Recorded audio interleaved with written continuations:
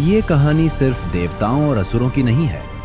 ये कहानी है उस समय की जब पूरी सृष्टि संतुलन खो चुकी थी,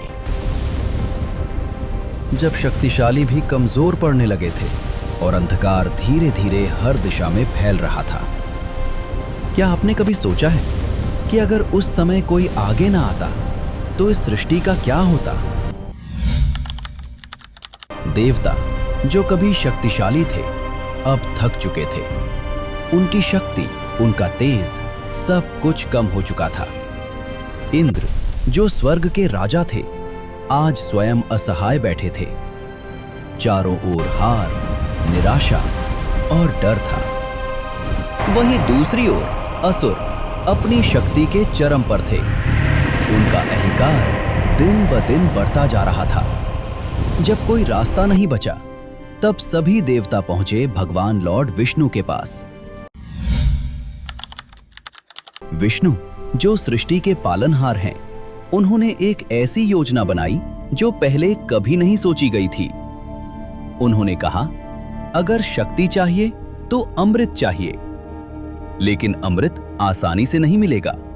उसके लिए समुद्र को मंथन करना होगा और इस कार्य के लिए देवताओं को अपने शत्रुओं असुरों का साथ लेना होगा। सोचिए, एक ही स्थान पर देव और असुर साथ खड़े हों। यह दृश्य ही अपने आप में अद्भुत था। मंदराचल पर्वत को बनाया गया आधार और वासुकी नाग को बनाया गया रस्सी।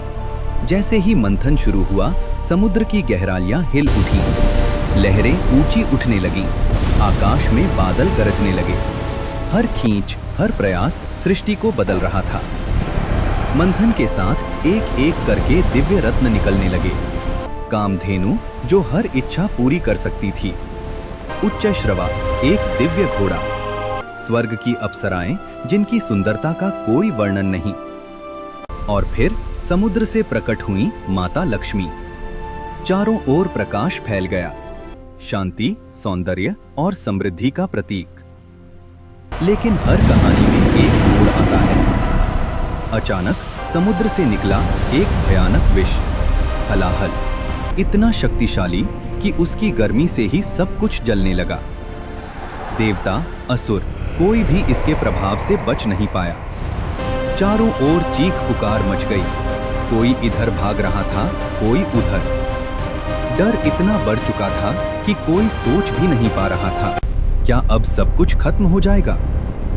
तभी एक नाम सबके मन में आया, लॉर्ड शिवा। वह जो विनाश के देव हैं, परंतु साथ ही रक्षक भी। कैलाश पर ध्यान में लीन महादेव सब कुछ देख रहे थे।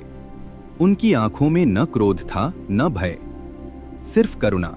और फिर उन्होंने निर्णय लिया, वह निर्णय जो पूरी सृष्टि को बचा सकता था। महादेव आगे बढ़े।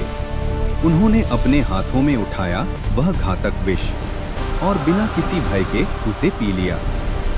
पूरा ब्रह्मांड थर्रा उठा। देवता स्तब्ध थे, असुर भी शांत हो गए। तभी माता पार्वती ने महादेव को रोका। उन्होंने उनका कंठ पकड़ लिया ताकि विष शरीर में न फैल सके, और वहीं रुक गया वह विष। महादेव का कंठ नीला हो गया और तभी से उन्हें कहा जाता है नीलकंठ।